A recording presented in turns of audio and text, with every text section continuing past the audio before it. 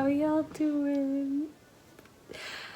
It's been like over a year since I've posted on this channel, but trust me, I have tried. I really have, but every single project I've started, I just ran out of gas and energy and motivation, and I'm bad at documenting my progress.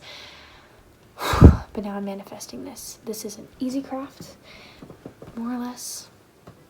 So the goal here is to make a Pinafore dress out of a men's shirt. Now this is by no means a life update video, because if you follow my channel, you most likely know me in real life, and you already know, and you don't care. But some of the things I did over quarantine is I got into thrift flipping. I sewed like a maniac. I learned to play the guitar, and I think I'm actually pretty good at it. I got back into my middle school music, so, you know, Fall Out Boy, My Chemical Romance, all the things. I love them. I turned 15 about 16 days ago. I got my driving permit. I learned how to drive. I learned how to paddleboard. I built a bike with my dad. I watched The Umbrella Academy probably like 3 times. It's really good. Yeah, that's it. Okay, I'm sorry for dragging it out like that. Let's go. Welcome back to the sewing room. Okay, so this one isn't technically thrifted because it's a shirt my dad's throwing out. And no, I'm using this one. Premise of this is that the body of the shirt is going to be the skirt of the dress, and then the sleeves are going to make up like the straps. Okay, so now what I'm gonna do is take one of these sides, and I'm gonna basically pin along where I wanna cut. You're gonna cut like right before the armhole. Go ahead and pin that bad boy down, and when you're done, mark it with some chalk. It doesn't have to be perfect because we're not gonna keep the armhole shape anyway. Now fold it over so it's like this, and I like to pin down to the body as well because it helps to keep it like perfectly lined up. Then we're gonna cut it. Okay, so by now you should have some kind of weird formal muscle shirt, and then those. We are going to keep all of these buttons, well, most of them, and get rid of the collar because that's not gonna fit around your waist unless you're skinny. We're gonna get rid of this curvy armhole shape and transform it into a nice A-line. So I'm gonna turn this inside out. I did go ahead and pin it in some spots to like keep it flat. Take your chalk, and we're gonna draw an A-line.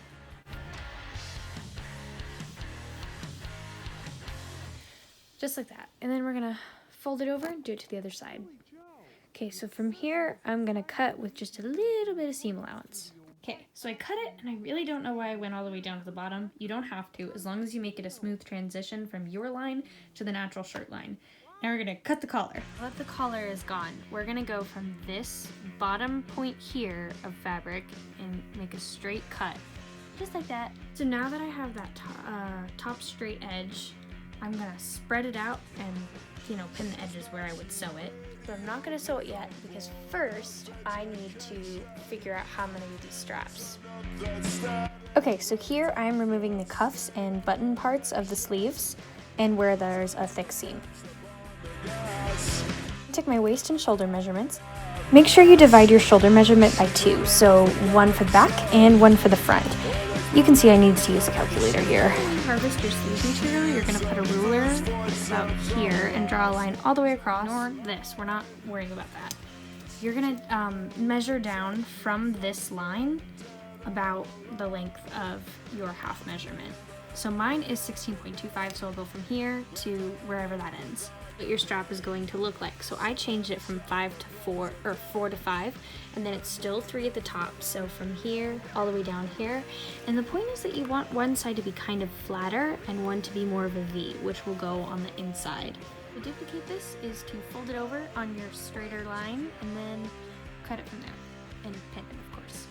Doubled and done. Okay, so we're gonna come back to our skirt and we're gonna sew down these side seams. So what we're gonna do is we're gonna create a waistband at the top of the skirt that the straps will attach to, and obviously will create a nice separation for the skirt. So right here is the top button, and I'm gonna go about a finger width up from it, and then we're gonna cut all of this off, and then we're gonna sew this to be our waistband and waist. Now that we have this waistband piece, I have put it on excuse my stomach yet again, but you're gonna overlap this area and pin it here because that would be overlapping the skirt. And then we're gonna take it in from the sides because that's where the seams are. So really, however much you need to make it fit. So those adjustments in place. Now we're gonna fold this in half to turn it into a tube. We're gonna sew it in place and turn it back out. Now you should probably iron this.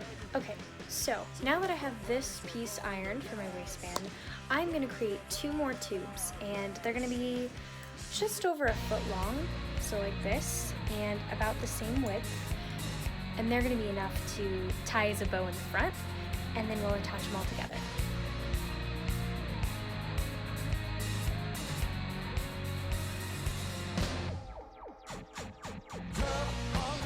So now that we have our like tie pieces and then the waistband, we're gonna connect them. So I'll show you how I did this one.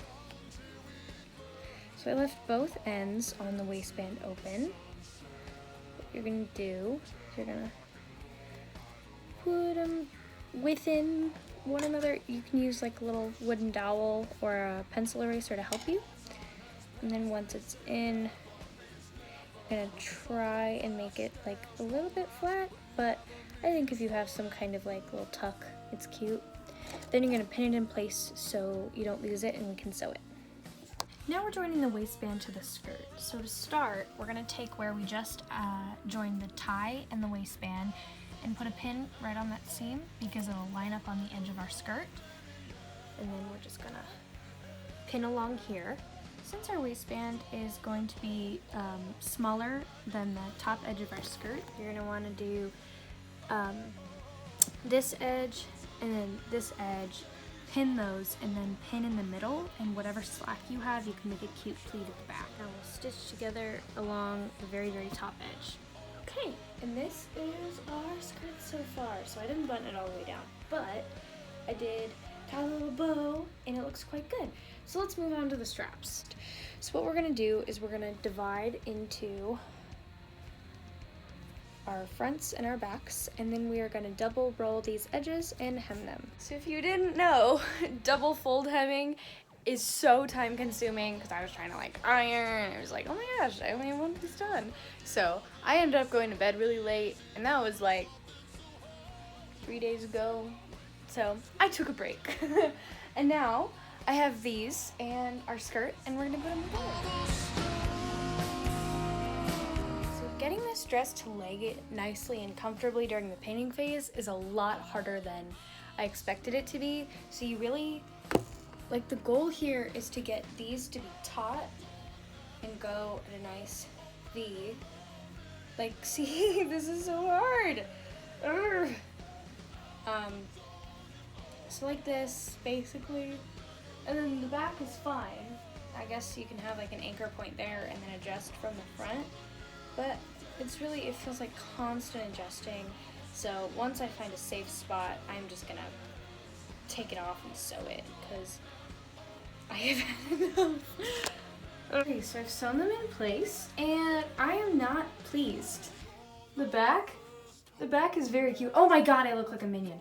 Jesus Christ. Anyways, so, you know, I am not satisfied with how this lays because it's like off. And I don't like that, so I'm gonna turn it back inside out and fix it, and we'll see you in a second. Some repinning, and I decided to try it on backwards, and I love this. I really do. I didn't want it to close in the back, but, you know, I think the reversible look is really cute, and also I'm just gonna sew down this repinning. Wait, it's done?